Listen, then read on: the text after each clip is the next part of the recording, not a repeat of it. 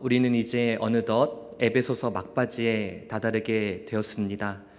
에베소서는 크게 두 부분으로 이루어져 있는데 쉽게 표현을 해보자면 하나는 구원이란 무엇인가, 구원의 기원, 구원의 실행, 구원의 완성은 어떻게 이루어졌는지를 전반부에서 설명합니다. 그리고 후반부에서는 그 구원을 받은 성도들이 그 구원에 합당한 삶을 어떻게 살아갈 것인지에 대하여서 말씀하고, 또한 이 말씀을 듣는 우리로 하여금 그러한 복음에 합당한 삶을 살아갈 것을 강력하게 권고하고 명령하고 있습니다. 따라서 우리는 이 에베소서 말씀뿐만 아니라 모든 성경 말씀을 대할 때마다 항상 나 자신에게 다음과 같은 질문을 던져야 합니다. 나는 무엇을 믿는가? 그리고 그 믿음 바 합당하게 살아가고 있는가? 그리고 그 열매는 과연 무엇인가? 이 세 가지의 존재의 본질적인 문제를 항상 나 자신에게 질문을 해보고 답을 찾아가 보고, 또 그 과정에서 연약함이 있다면 기도하고 회개하고 주의 은혜를 구하는 이러한 날마다 성화를 이루어가는 삶이 바로 에베소서의 목적이지 않을까라고 생각을 해봅니다. 특별히 바울은 이 복음에 합당한 삶이 바로 이 관계 안에서 이루어져야 한다라고 우리에게 말하고 있습니다. 그래서 우리가 지난 시간 계속 살펴보았지만 가정이라는 공동체 안에서 부부 간에, 그리고 부모와 자녀 간에, 그리고 오늘 말씀에서는 이제 그 가정이라는 울타리를 넘어서서 사회와 직장에서 어떻게 복음에 합당한 삶을 살아갈 것인가에 대해서 우리에게 말하고 있습니다. 먼저 아내는 남편에게 존중해야 합니다. 그리고 남편은 아내를 목숨을 다하여 책임감 있게 사랑해야 합니다. 또한 자녀들은 부모를 존중하고 공경하며 섬겨야 합니다. 또한 부모는 자녀들을 양육해야 합니다. 여기서 사육과 양육은 다릅니다.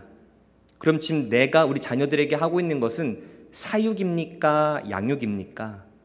사육이라는 말이 조금 표현이 거칠지만 간단히 표현을 해보자면 사육이란 먹을 것을 주고 필요한 것을 주는 것이 사육이라고 말할 수 있습니다.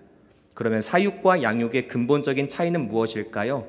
바로 그 안에 하나님의 말씀으로 그들을 가르치는가입니다. 만약 내가 나의 자녀들에게 신발이 필요하니, 옷이 필요하니, 좋은 대학교에 들어갈 등록금이 필요하니 내가 너에게 다 줄게 라고 한다면 그것은 양육이라고 말하는 것은 조금 부족하지 않을까라는 생각을 해봅니다. 따라서 우리는 부모로서 책임감을 가지고 자녀들에게 구원이 무엇인지, 너가 그 구원에 합당한 자로서 어떻게 살아가야 하는지, 어떠한 삶을 살아갈 때 하나님이 기뻐하시는지를 우리는 날마다 길에든지 집에서든지 앉아있을 때든지 서있을 때든지 잘 때든지 어디서든지 자녀들을 하나님의 말씀으로 양육해야 한다. 왜 양육이 중요할까요?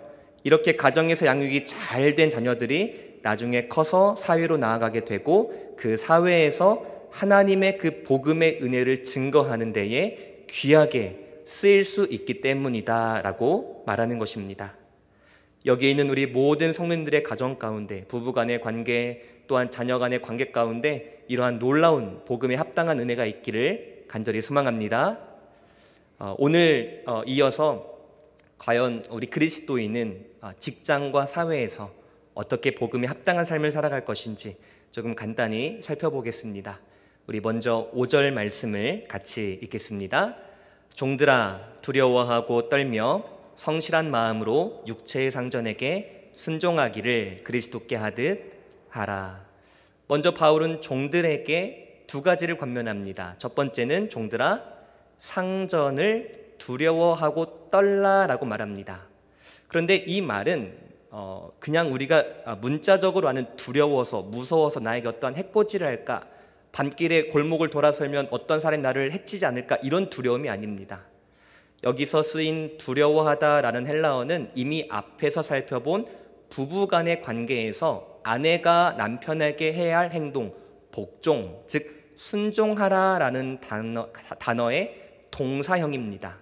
그러니까 두렵고 떨며라는 말은 쉽게 말하면 종들아, 상전에게 존중해라, 존경해라 라고 번역할 수 있습니다. 그러면 직원들은, 그러니까 종들은 왜 그 당시의 상전들에게 순종하고 존중해야 할까요?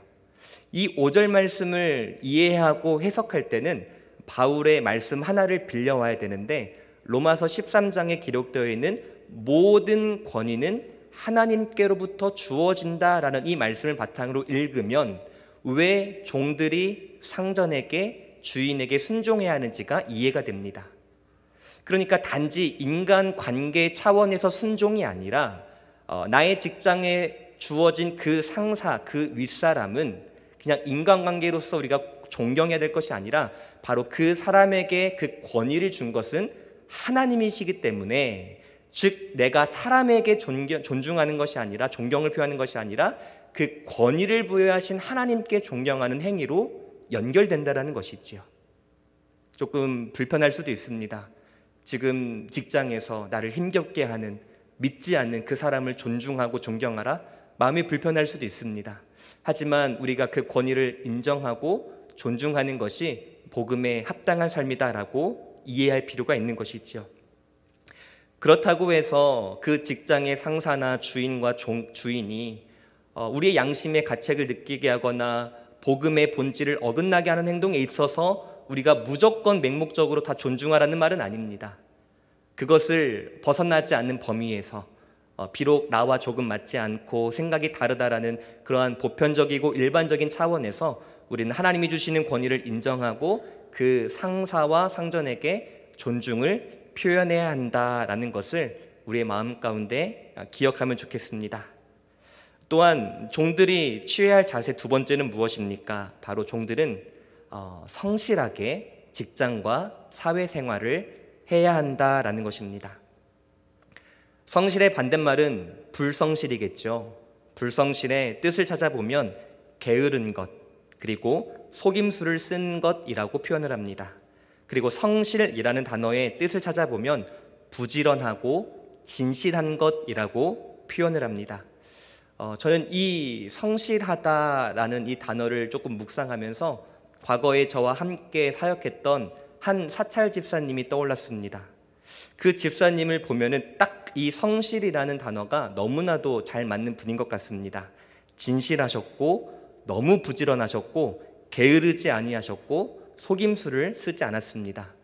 그분의 한 주간의 스케줄을 보면 월요일이 되면 본당을 청소하시고, 화요일이 되면 모든 교회차를 청소하시고, 수요일이 되면 수예배가 끝났으니까 또 본당을 청소하시고, 목요일이 되면 교육관을 청소하시고, 금요일이 되면 식당을 청소하시고, 토요일은 주일이니까 모든 곳을 또 청소하시고, 심지어는 내일 비와 눈 소식이 있는데도 불구하고 오늘 세차를 하시고, 또 그 다음날에 눈비가 내렸는데 또 청소하시고, 그런 걸 보면은 어린 사람으로서 굉장히 비효율적이다라고 생각했지만, 그 집사님의 그러한 섬김의 모습과 일하는 모습을 보면은 성실과 정직이 무엇인지를 비로소 조금은 알 수 있을 것 같습니다.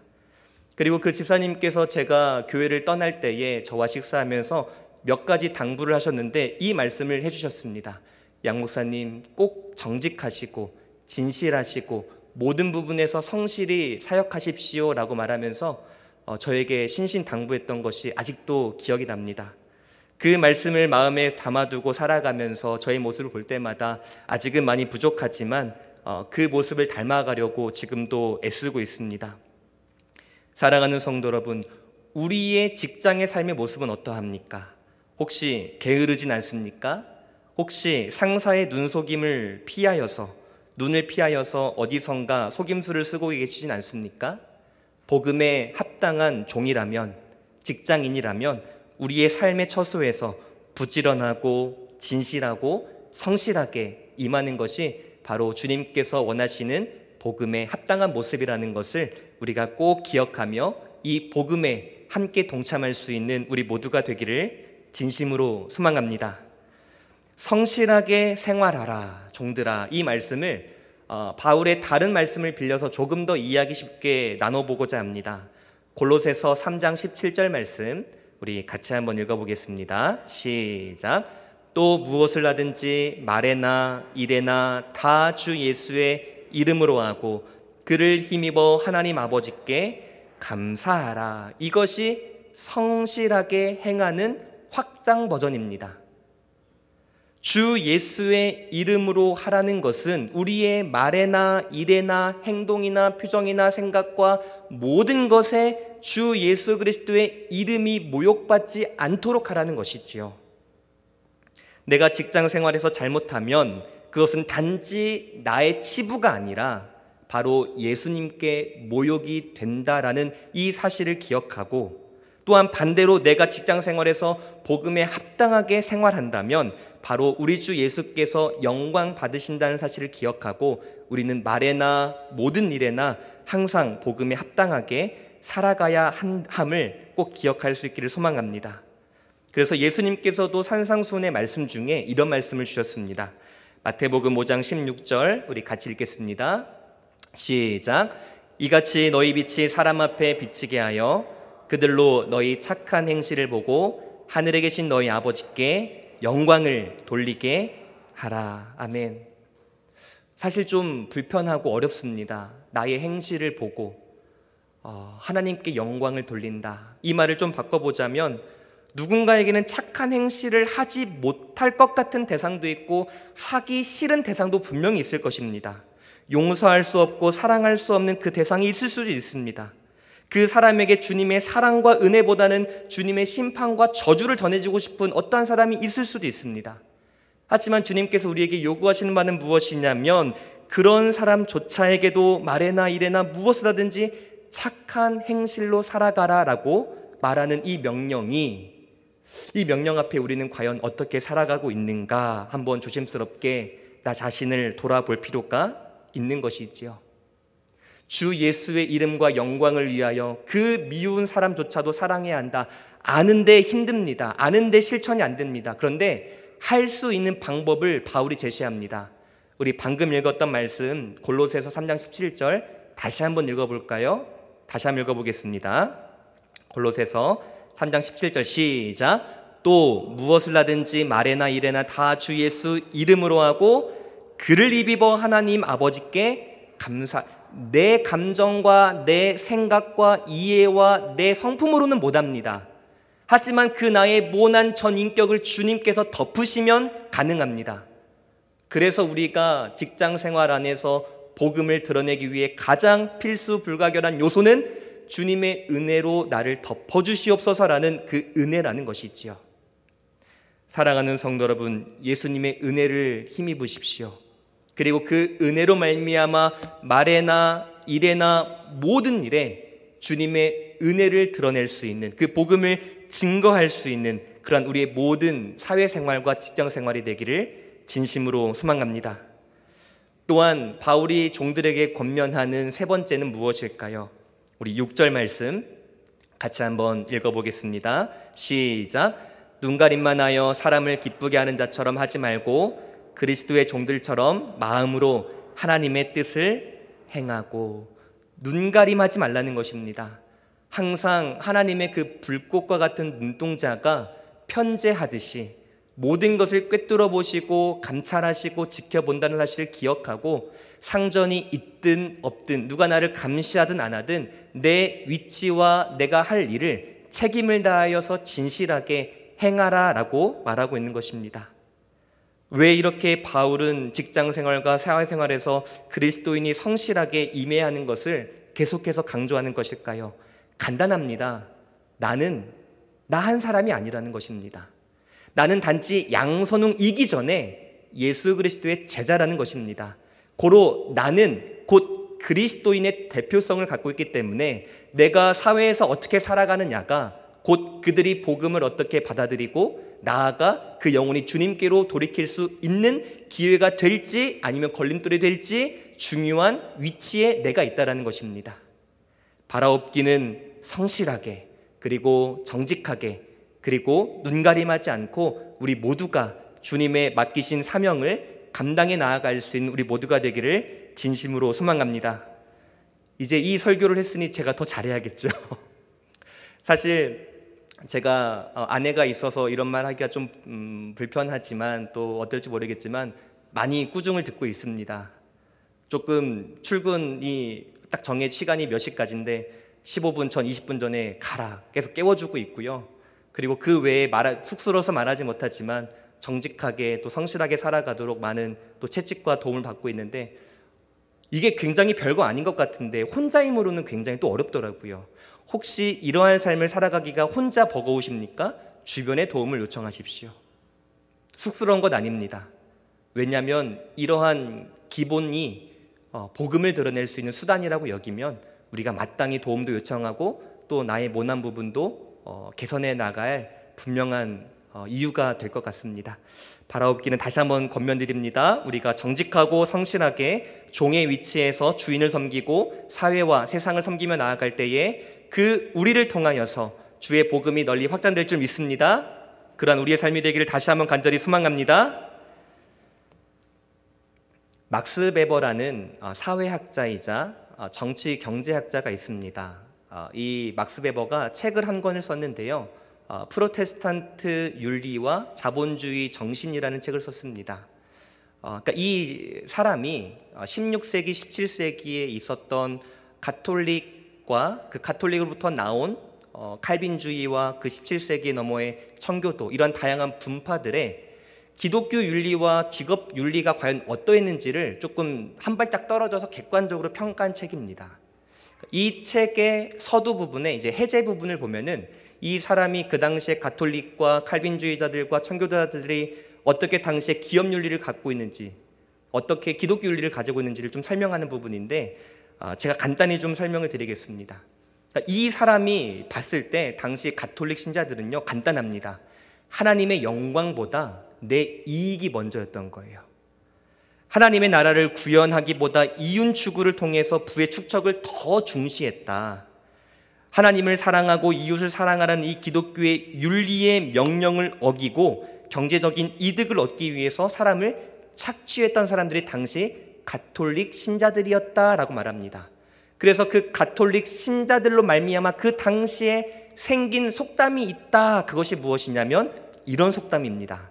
우리 같이 한번 읽어볼까요? 한번 속담 한번 읽어보겠습니다. 시작. 상인은 하나님을 기쁘시게 할 수 없다.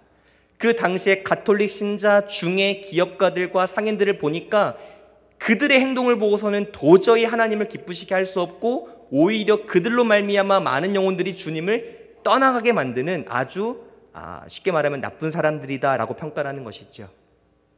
그런데 이 사람이 이제 가톨릭 신자들이 아닌 칼빈주의 신자들을 보면서 어떻게 평가하느냐, 그 당시에 칼빈주의자들은 그 성도들을 어떻게 가르쳤냐면 구원을 받았으면 그 구원에 합당한 자로서 삶을 살아가야 하며, 특별히 그 합당한 삶은 교회에서뿐만 아니라 성도의 무리에서뿐만 아니라 너희의 직장과 삶의 터전에서도 그것이 확장되어 드러나야 한다라고 가르쳤다라고 말합니다. 그러면서 이 칼빈주의의 영향을 받은 17세기로 넘어가서 청교도주의자들은 어떻게까지 확장이 됐냐면 그 당시에 일과 부는 하나님의 주권과 은혜로 주신 선물이다라고 여긴 거예요. 그러면서 직장을 굉장히 귀하게 여기고, 또한 직장을 통해서 얻은 이 수익을 개인의 탐욕이 아니라 복음 전파와 구제를 위해서 사용해야 한다라고 가르쳤다라고 말합니다.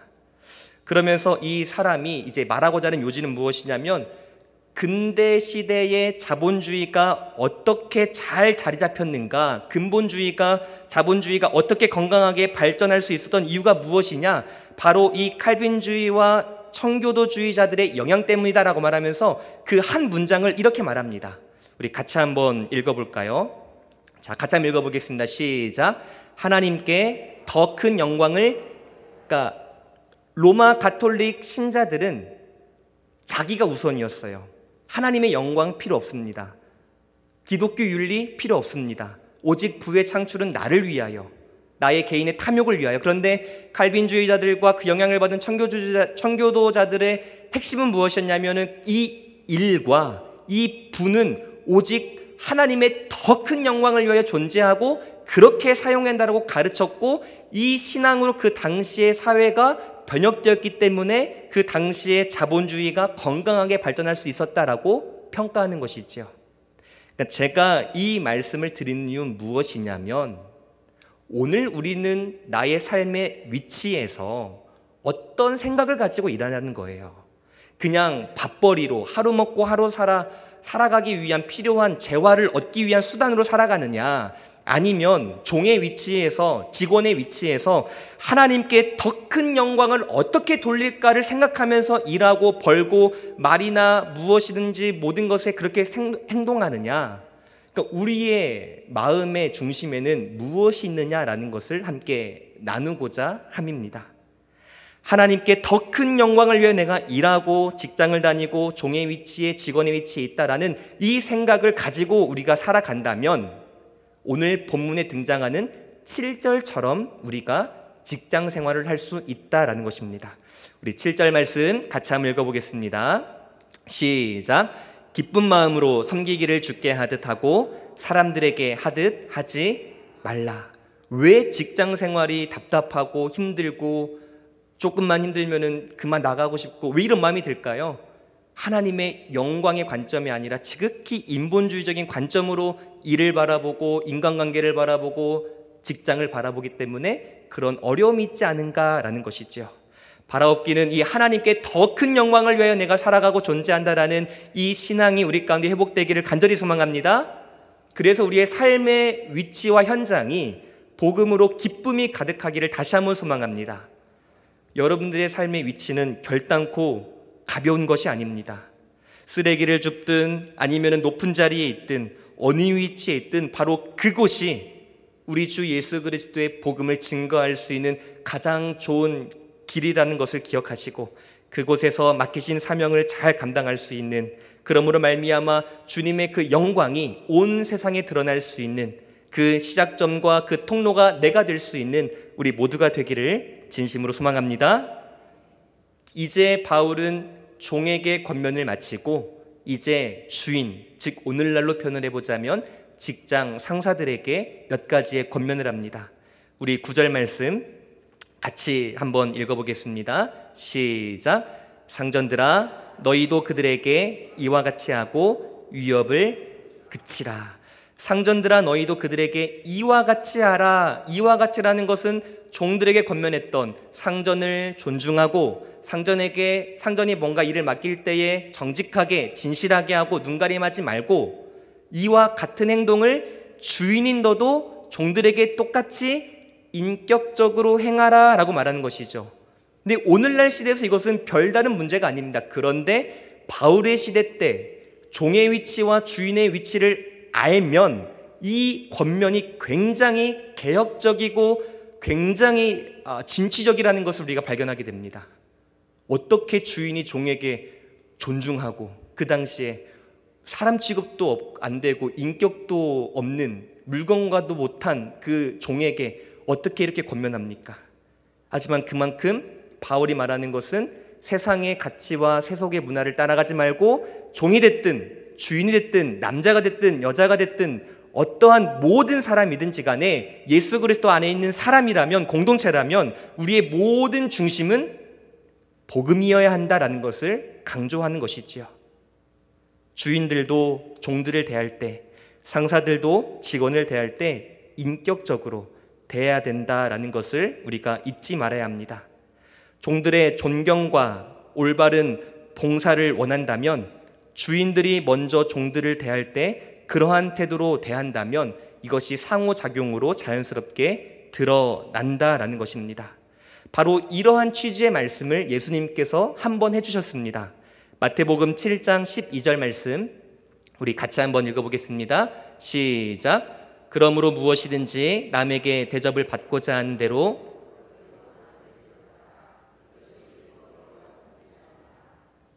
남에게 무엇인가를 받고자 하면 네가 먼저 대접하고 내가 먼저 행해라 라는 말씀, 바로 오늘 9절에 바울이 말하는 말씀과 일맥상통합니다.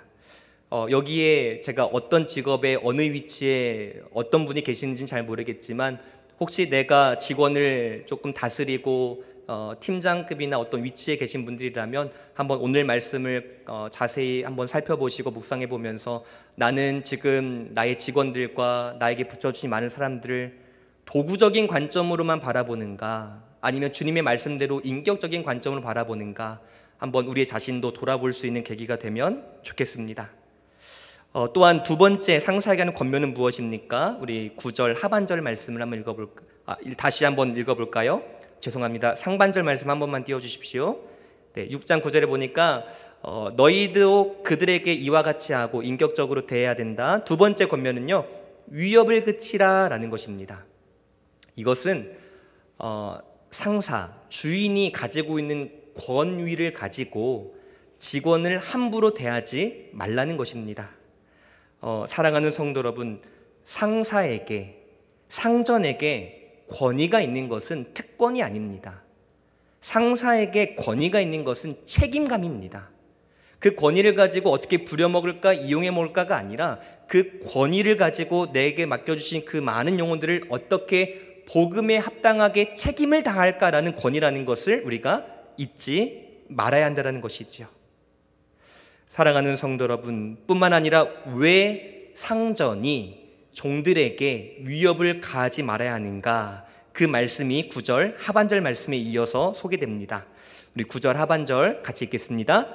이는 그들과 너희의 상전이 하늘에 계시고 그에게는 사람을 외모로 취하는 일이 없는 줄 너희가 알미라. 간단히 말하면 인간 관계에서는 종이고 상전이지만 그 상전조차도 하나님 앞에서는 똑같이 무엇이다?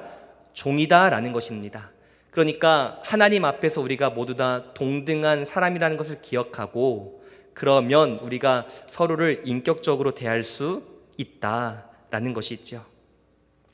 또 한 구절을 좀 첨언해 보자면 골로새서 4장 1절 말씀에 이렇게 말합니다. 우리 같이 한번 읽어보겠습니다. 상전들아, 의와 공평을 종들에게 베풀지니 너희에게도 하늘의 상전이 계심을 알지어다. 그러니까 앞에 에베소서 6장 9절에서는 약간 부정적인 측면으로 권면했습니다.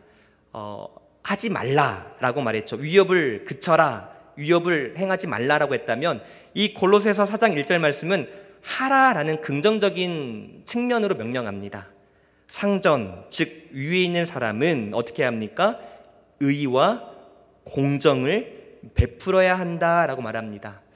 쉽게 말하면 내 아랫사람이 무엇이 필요하고 무엇이 어려움이 없는지를 한번 자세히 살펴보고 그들의 필요를 채워주라라는 의미가 되는 것이지요. 사랑하는 성도 여러분, 우리가 지금 여기까지 쭉 살펴보면서 공통점이 있습니다. 제가 서두에도 말씀을 드렸지만 복음이 가장 확실하게 확장되는 것은 인간관계입니다. 그렇기 때문에 우리의 인간관계에서 가장 첫 출발이 되는 공동체 가정을 잘 살펴보고, 이 가정에서 확장되는 사회의 단위를 잘 점검해 보면 과연 내가 복음에 합당하게 살아가고 있는지를 돌아볼 수 있고, 어떻게 하면 더 그 복음을 확장시킬 수 있는지 그 방안을 우리가 강구할 수 있다라는 것이지요. 바울은 지금까지 그리스도인으로서 어떻게 복음에 합당한 삶을 살아갈 수 있을지를 계속해서 고민하면서 우리로 하여금 계속해서 질문을 던질 것을 요구하고 있습니다. 사랑하는 성도 여러분, 바라옵기는 내가 정말 복음에 합당한 자로 살아가고 있는가? 너무나도 심플한 한 문장이고 너무나도 당연한 질문일지는 모르겠지만 이 질문만큼 우리 마음에서 떠나지 않기를 다시 한번 소망합니다.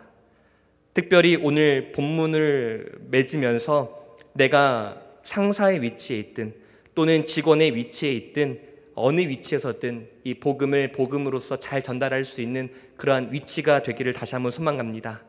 내게 주어진 자기의 자리에서 예수 그리스도의 성품을 드러내고 하나님의 영광을 나타낼 수 있는 우리 모두가 될 수 있기를 다시 한번 소망합니다.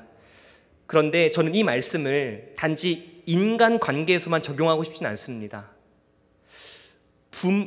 남편과 아내의 관계 나왔죠. 그리고 부모와 자녀의 관계가 나왔습니다. 그리고 주인과 종의 관계가 나왔어요. 이 앞에 먼저 나온 대상을 하나님이라고 두고 뒤에 나오는 대상을 우리라고 두어보면 우리가 예배 생활과 그리스도인으로서 삶을 어떻게 하는지가 조금 이해가 될 것 같습니다. 우리는 하나님을 어떻게 합니까? 남편을 대하듯이 하나님을 존중하고 섬겨야 한다는 것이지요. 부모에게 공경하듯이 하나님을 공경하고, 또한 하나님을 주인처럼 항상 섬기고 하나님 앞에서 정직하고 하나님 앞에서 진실하게 살아가야 할 바로 예배의 원리를 우리에게 말씀하고 있다라고도 확장해서 볼 수 있는 것이지요. 바라옵기는 인간관계뿐만 아니라 하나님의 관계에서도 이 세 가지의 본문을 잘 기억하시고 우리가 정말 복음에 합당하게 살아갈 수 있는 우리 모두가 되기를 다시 한번 진심으로 소망합니다. 우리 함께 이 시간 찬양하며 우리 결단하기를 원하는데요. 우리 예수 닮기를 이라는 찬양 함께 하시면서 우리 함께 기도하는 마음으로 우리 찬양하며 나아가겠습니다.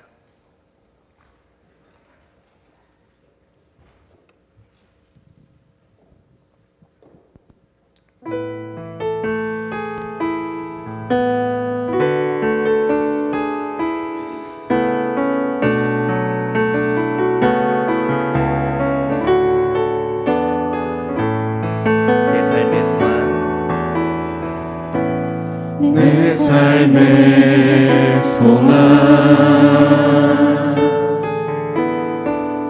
내가 바라는 한 분 예수 닮기를 내가 원하네. 한없는 사랑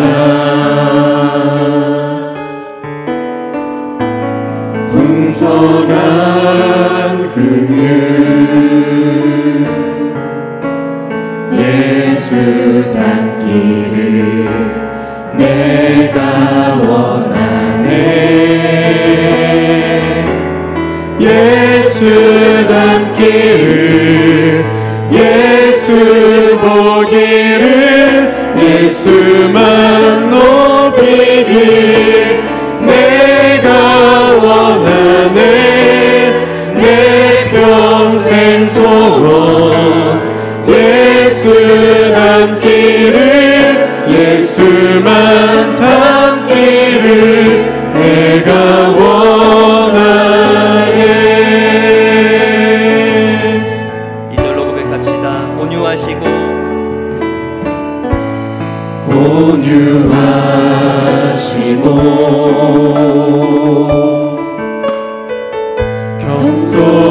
겸손하신 성품 예수 닮기를 내가 원하네.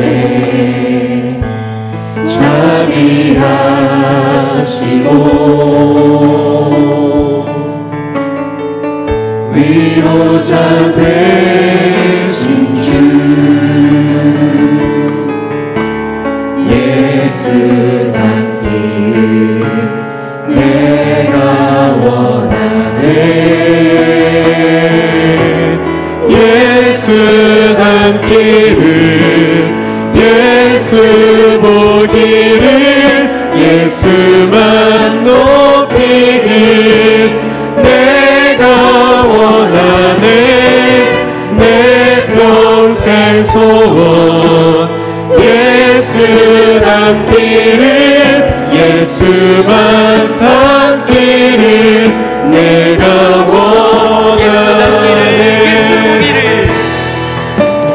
예수 닮기를 예수 보기를 예수만 높이길 내가 원하네.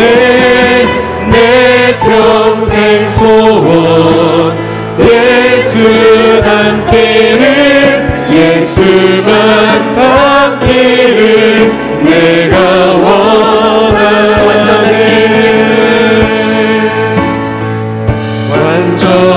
완전하신 예수 새롭게 하시네. 연약한 내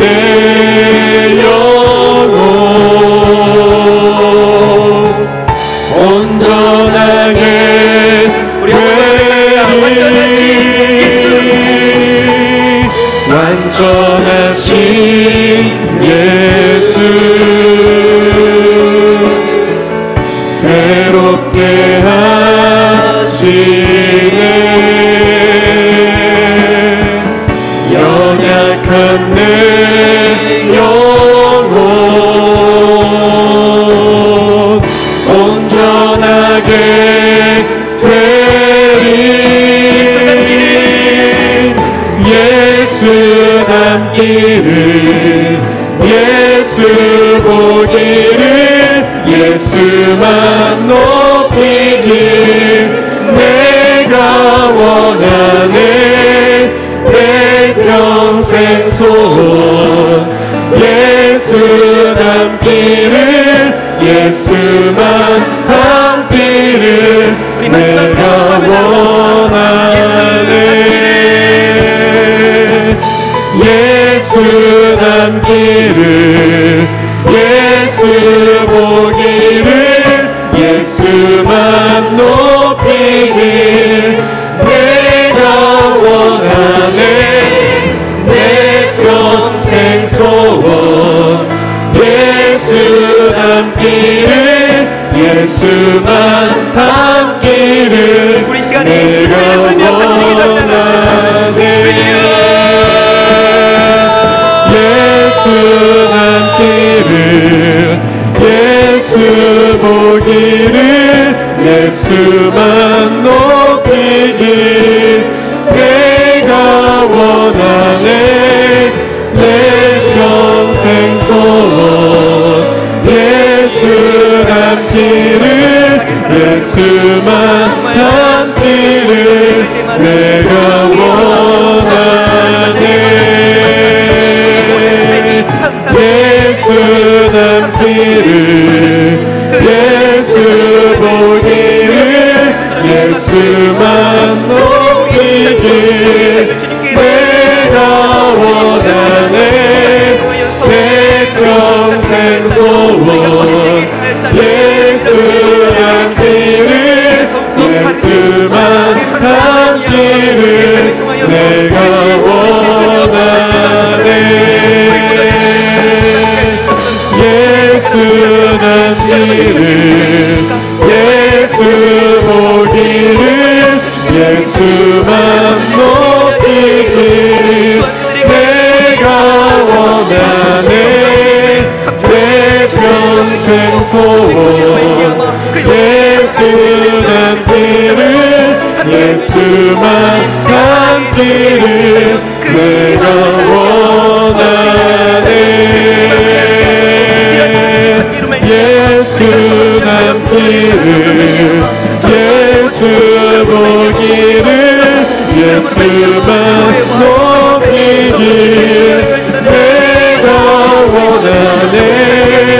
내 평생 소원 예수 닮기를 예수만 닮기를 내가 원하네. 예수 닮기를 예수 보기를 예수만 높이길 내가 원하네. 내 평생 소원 예수 닮기를 예수만 닮기를 내가 원하네. 하나님 아버지 감사합니다. 우리가 교회 생활뿐만 아니라 우리의 사회생활 또한 균형을 가지고 복음에 합당하게 살아가기를 원합니다. 교회에서만 바르고 정직하고 신실하게 살아가는 것이 아니라 정말 사회에서도 직장생활 안에서도 정말 그 주님의 복음의 가치가 나를 통하여 증명되고 드러내고 선포되어지는 그러한 정말 아름다운 복의 통로로서 살아갈 수 있도록 주님 우리에게 은혜를 더하여 주시옵소서.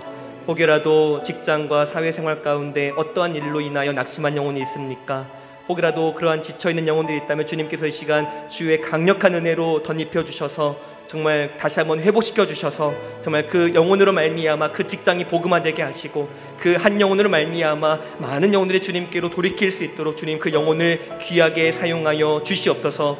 주님뿐만 아니라 부부간의 관계를 다시 한번 돌아보게 하시고 자녀와 관계를 돌아보게 하시고 또한 직장의 관계를 돌아보게 하셔서 정말 우리가 이 구원의 가치를 여러 관계 안에서 바르게 살아갈 수 있도록 주님 함께하여 주시옵소서. 이로 말미암아 오직 주 예수 그리스도의 더 큰 영광만을 추구하며 살아갈 수 있는 우리 모두가 될 수 있도록 주님께서 은혜를 더하여 주시옵소서.